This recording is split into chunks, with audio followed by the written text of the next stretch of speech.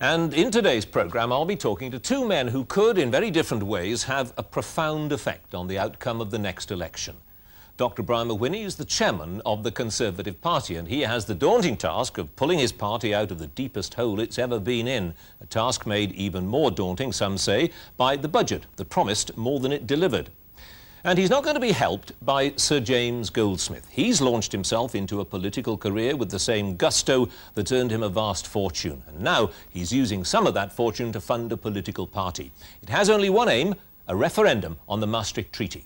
I'll be talking to Sir James after this report from Terry Dignan.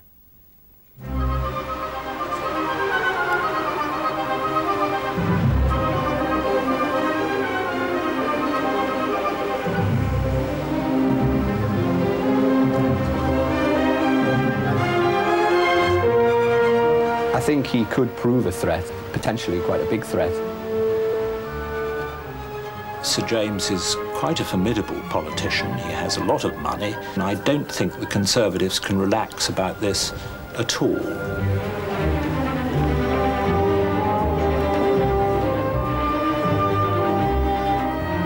If we had a very close result, it could damage the Conservatives' prospects of winning the next general election. Sir James will fight very hard, and that could lose goodness knows how many, 10, 15 Conservative members their seats.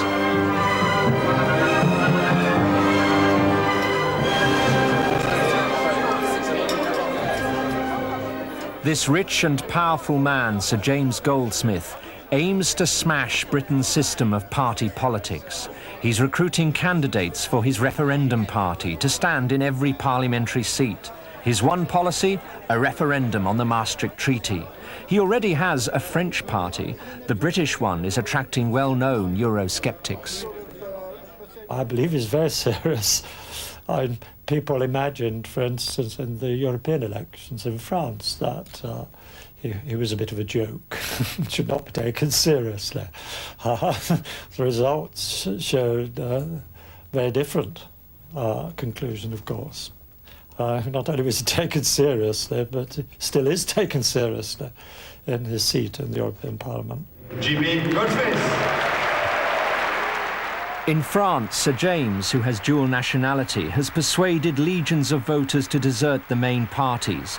He says the Treaty of Maastricht will eradicate the sovereignty and identity of the nations of the European Union, forcing them into a bureaucratic, centralised federal state.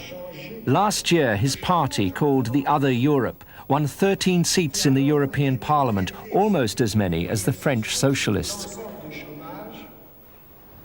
Far from dismissing the Referendum Party as a collection of naive no-hopers, one group of politicians are alarmed by its arrival on the British political landscape. These are Conservative politicians who will have to defend small majorities in marginal seats such as Tynemouth, here in the northeast of England.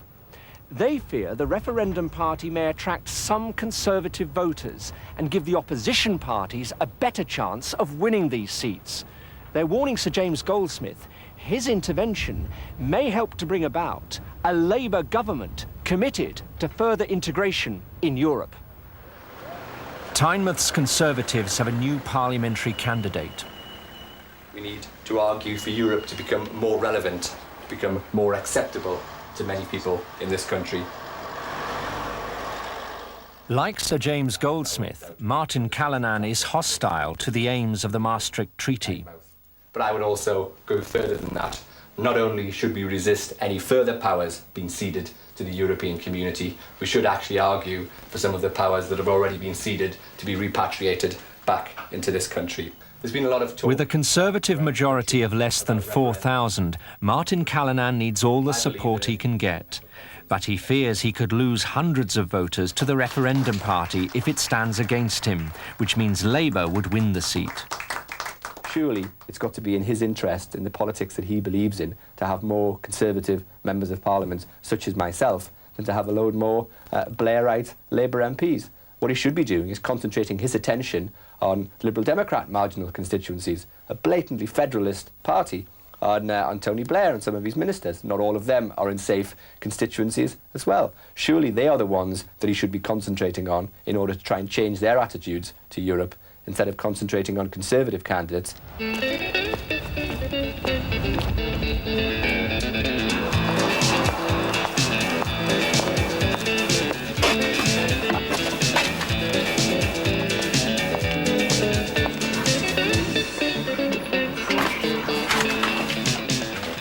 Martin Callanan takes his Eurosceptic message to the voters, hoping the Conservatives among them will stay loyal and ignore Sir James Goldsmith's Referendum Party.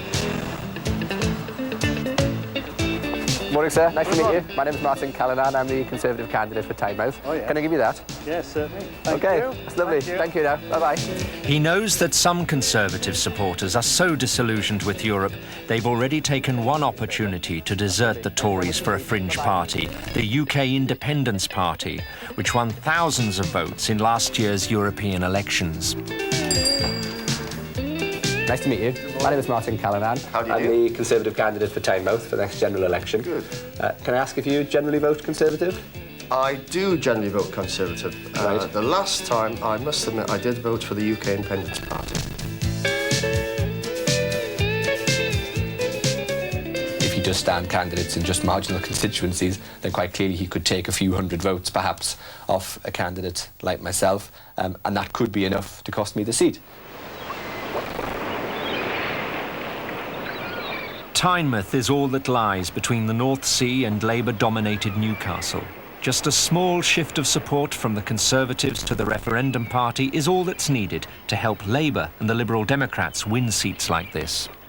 In the average constituency, a Referendum Party may get 1.5% of the vote. That would be 1,000 votes. And then say, for the sake of argument, that 2/3 of those voters would be people who would otherwise vote Conservative and otherwise be intending to vote Conservative. So something like 600 votes that the Conservatives would expect in that constituency, they will no longer get, but will go, in fact, to the Referendum Party. Christopher Jackson has experienced the pain fringe parties can cause Conservatives on Europe. Thanks to the UK Independence Party, he says, he lost his Kent Euro seat to Labour.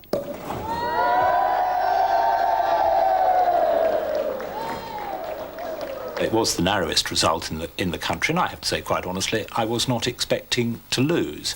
Things moved fairly swiftly in the campaign itself, following John Smith's death and so on. But there's no doubt at all that one of the preeminent factors in my losing was the Independence Party getting over 9,000 votes. I lost by 635. I'd be very surprised if, shall we say, 2/3 of them weren't traditional Conservative votes. I even know that some card-carrying Conservatives went out on the day strongly anti-European and voted for the Independence Party. Kent has some marginal parliamentary seats as well. With a majority of less than 1,000, the MP for Dover, David Shaw, is kept busy in the constituency. Right, yes, I'd love some raffle tickets, please, if I can have £2.50 worth, yes. If a few hundred Tories switch to the Referendum Party, Labour wins the seat. So David Shaw works hard, proving his Eurosceptical credentials to traditional Conservatives. What do you think about us giving up our currency, as some people would like us to do? No. But then, you see, I'm of a generation, surely, mostly, who would object, because perhaps we're considered a bit old-fashioned these days. Few Conservatives are more Eurosceptical than David Shaw. 341, 341. Which means, he says, it would be counterproductive for Sir James Goldsmith to put up a candidate against him in Dover. I think it would be a waste of time for the Referendum Party to put up a candidate against me, because all they would achieve if they managed to engineer my defeat would be to actually get rid of a Eurosceptical person and replace me with what I believe will be a European poodle. Of course, there is one way for you to guarantee that the Referendum Party won't put up a candidate against you, and that's for you to commit yourself to a referendum on the Maastricht Treaty and on any amendments which may arise next year at the Intergovernmental Conference.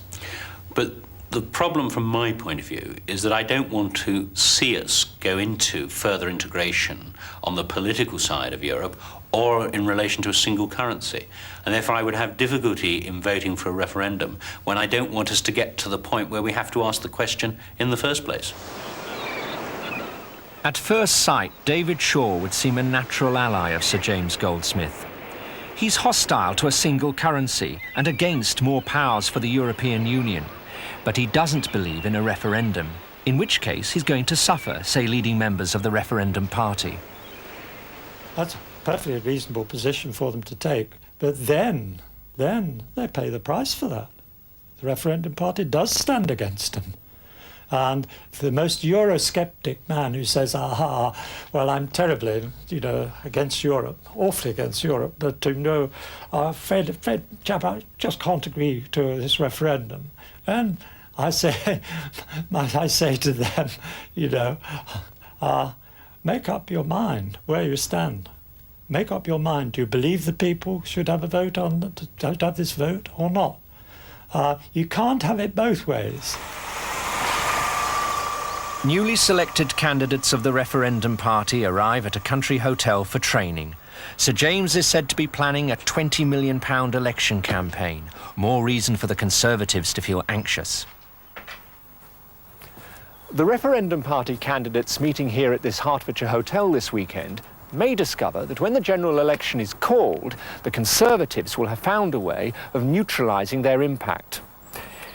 Many Tory Eurosceptics do want a referendum on Europe, not on Maastricht, but on a single currency. They believe Conservative voters will settle for a referendum on a single currency, and Sir James Goldsmith's demand for a referendum on Maastricht will be exposed as unrealistic.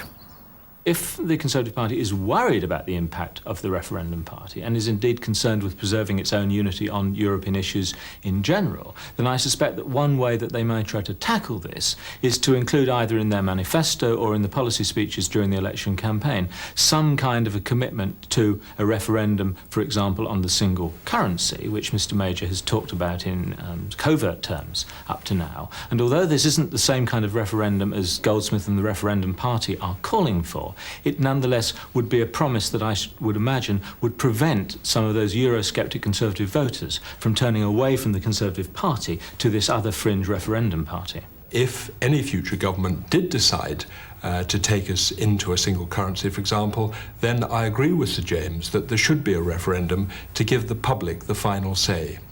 He goes much further, though, doesn't he? He wants a referendum on the Treaty of Maastricht, not just on a single currency.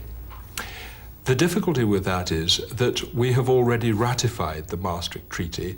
We had a tremendous battle in the House, and I and many of my colleagues fought against that treaty tooth and nail. Sadly, whether we like it or not, it's now water under the bridge, it's part of European law, and it's part of the domestic law of all the member states. So I don't think it's realistic to ask for a referendum on what has already been implemented as part of European and UK law.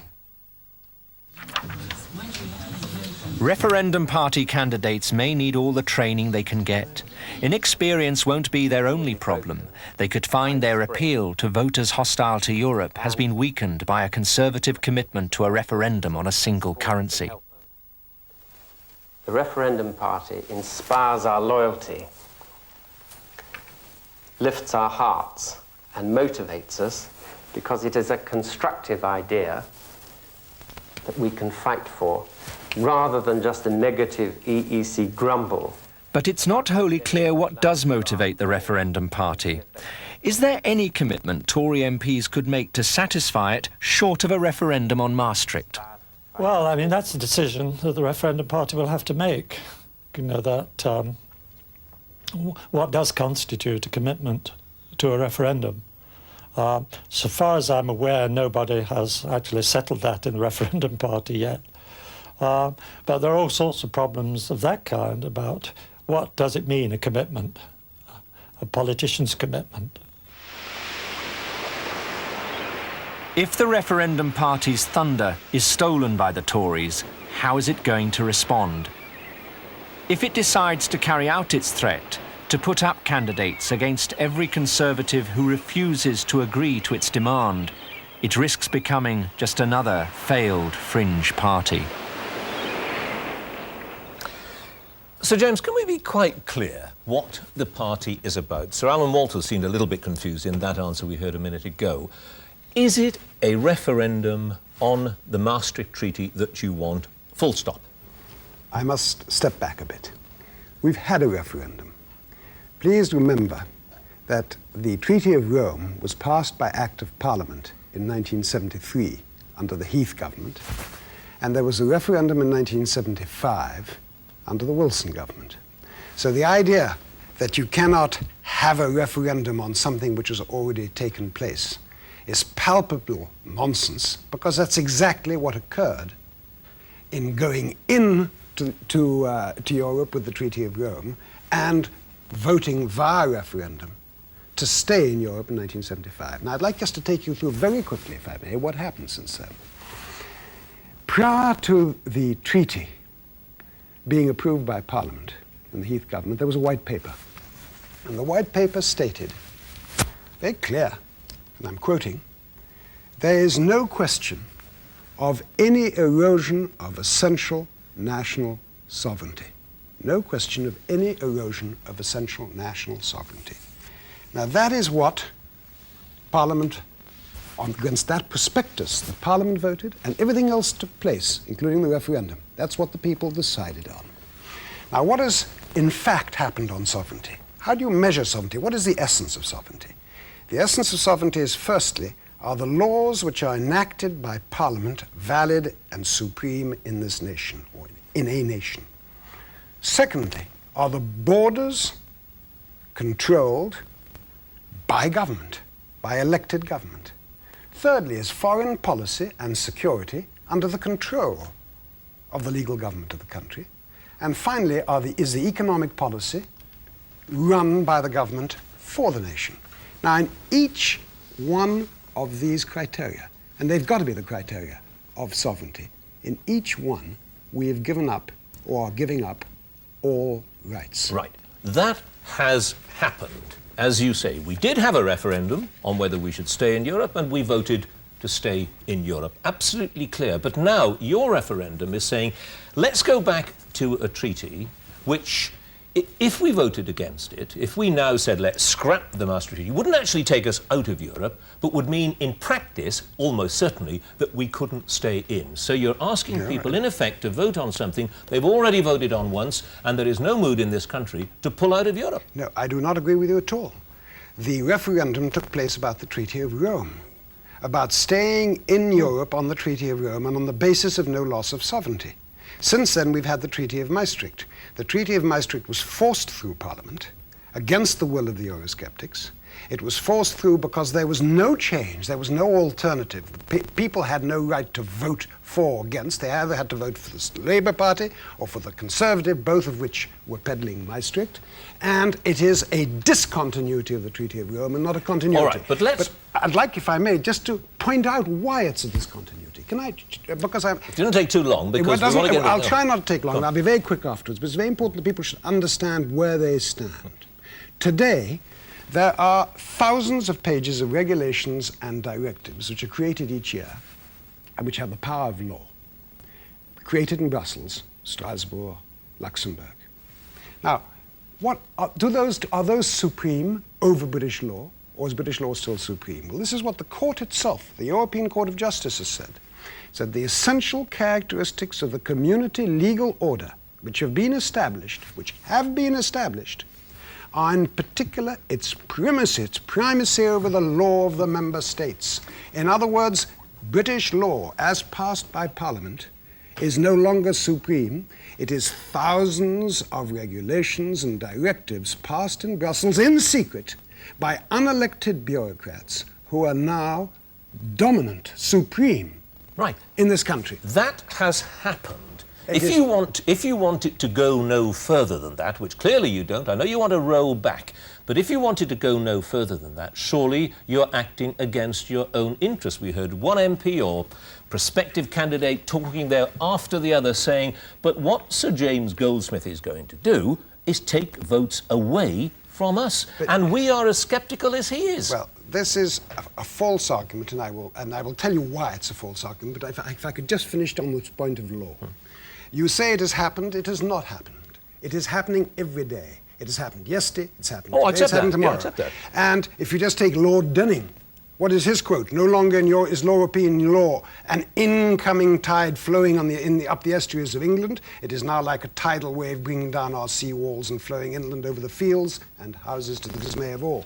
What is more, those laws which are determined in secret by unelected bodies like the Commission are interpreted by a thing called the European Court of Justice, which is a political court. Only 4 out of 15 judges would qualify judges in this country. All right, but you're taking a position, a principled position here, and you clearly feel very strongly about it, but it's taking you away. I'm taking a practical position.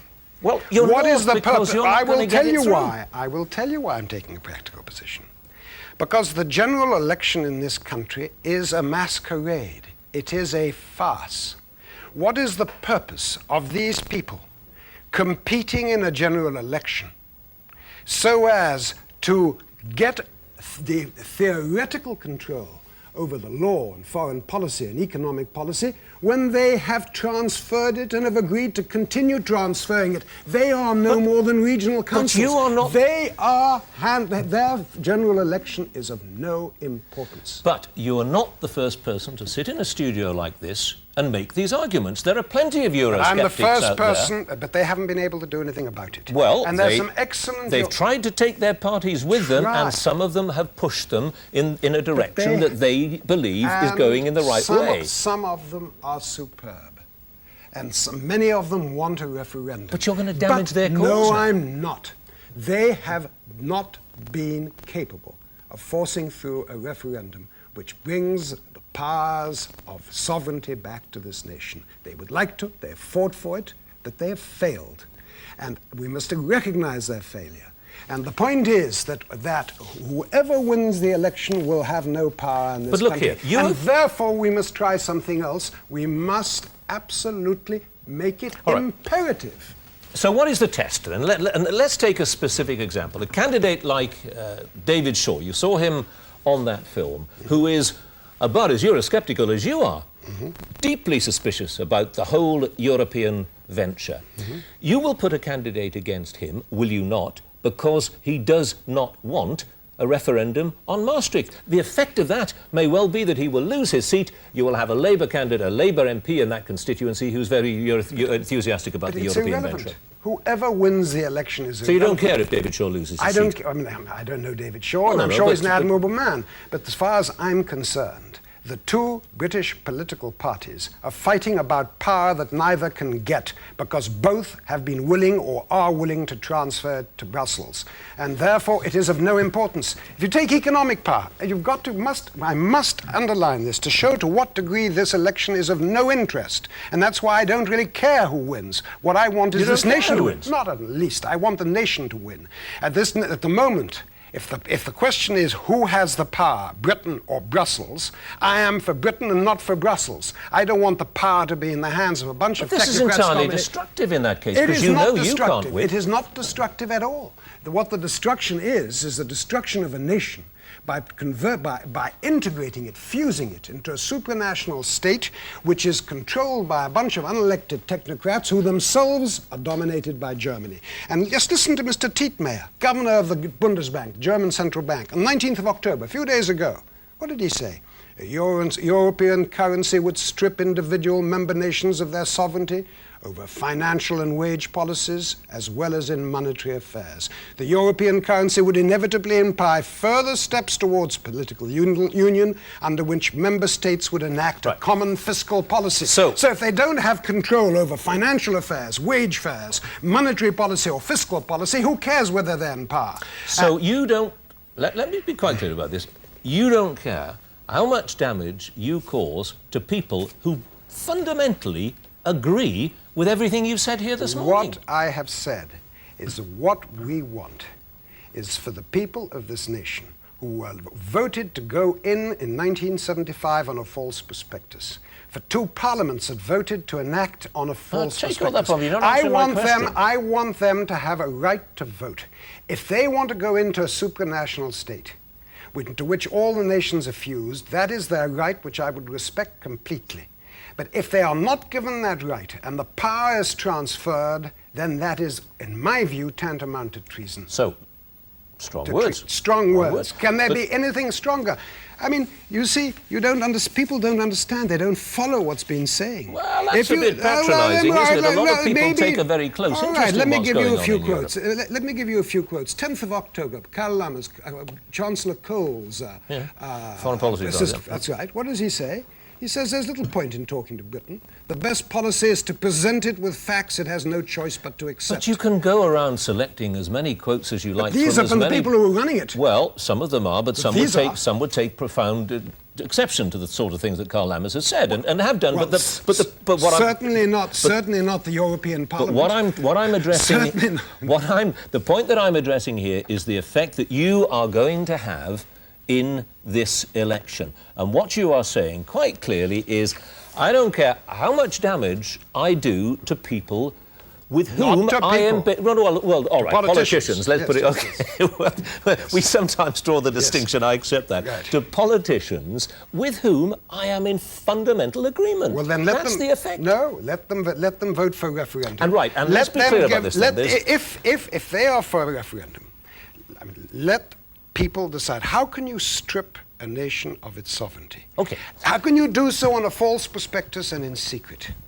And when you say it's just a few people, the quote, it's just not true. The European Parliament proposes that foreign and security policy, defence, justice and home affairs be brought under community control. I mean, how can you have more than the economy, all the laws of the nation, foreign policy, security, defence, justice and home affairs, and not give the people the right to vote? Right. I mean, it's the most unbelievable idea. So for all of those politicians listening to this, watching this programme, some of whom will be Conservative candidates in the next election, you are saying to them the test as to whether I run against you or not, I put a candidate up against you or not, is that in your personal manifesto, because we must assume it's not going to be in the Tory party's manifesto, in your personal manifesto, you swear to call for a referendum on the Maastricht Treaty. That's the test. That is absolutely correct, except that you concentrate on the Tory party. This is not a left-right issue. It's a yes-no issue. It is those who want to maintain the sovereignty and identity of the nation, and those who want to fuse it within a superstate. I mentioned the Tory party because they are the most Eurosceptical, obviously. That is a fair... Well, they're seen to be the most Eurosceptical because they're the party of power, but the Labour Party is also split. And I'm sure that among the Labour Party, I know that among the Labour Party, there are people who feel as strongly as anybody else about maintaining the identity of the nation and not just throwing it into a supranational pot dominated by technocrats who themselves are nominated by Germany. But look, how serious is your challenge? It's bluff, really, isn't it? I mean, you know you can't force I have never bluffed in my life. I didn't bluff in France. We got 13% of the vote. Why would I bluff on this occasion? I have never bluffed. We will go through to the end, come what may. This is the single most important battle one can possibly have. And by the way, one of the few things I agree on Chancellor Kohl about is when he said the other day, the dear Chancellor, what did he say? He said, in about the next 2 years, so this is on the 13th of October, we will make the process of European integration irreversible. 2 years. This is a really big battle, he went on to say. But it is worth the fight, and there he's right. All right. It is a big battle, it's worth the fight, and it explains why, when he has a two-year time view, why we haven't got time to go through a phony general election about power which won't be kept in this country, in the idea that in 5 years the Tory might come back and change it, and if Labour is willing to go through and work with Chancellor Kohl to make it irreversible within 2 years. That is wholly unacceptable. But what a fight you got on your hands. What a fight you got. You're entering into this contest without a single big name, to say the very least of it. Who are your candidates? Who are going to be with you, giving you your support? The sort of people that the British nation will say, oh, I know about him, I respect him, he's a formidable figure. You've got to have people like that, haven't you? You're very impressed by politicians. I'm not. I think they're fifth-rate, the bunch of them. So I don't give a damn about the politicians. As far as I'm concerned, I want normal and ordinary people. I'm not often accused of being very impressed by politicians, it has to be said. You keep thinking about whether or not they're interested in politicians. I'm not interested in politicians. Politicians have let us down appallingly. They've destroyed most of these things. So you may go into this election without any significant political names. I've heard some of these people, good, decent people who are against your European integration of in the superstate, who've come to me and said, I voted for Maastricht, holding my nose. That one man said to me the other day, I said, how dare you? Who? I wouldn't think of saying it, but I said, how dare you? How dare you vote away your country holding your nose because that was right for your career? So this is the So are we People's going to- Referendum Party. But of course, any referendum party, by definition, is the People's Party. And please let me remind you that referenda are part of the tradition of this country. And we don't have terribly There long have left. been 4 referenda since 1973, and the principal constitutional authority in Britain, A.C. Dicey, says that a referendum is appropriate. And in a few seconds, you're prepared to put £20 million into this venture. The money is irrelevant. How can Not you to most people, it Well, wouldn't it's be. irrelevant to me. I will put whatever it takes to give the chance of people to understand what the issue is, to have a full debate at the time of the general election, for people to be able to react, and if they decide to vote in favour, good luck to them. If they decide to vote against, then there'll be a continued nation. Sir James Goldsmith, thank you very much. Thank you.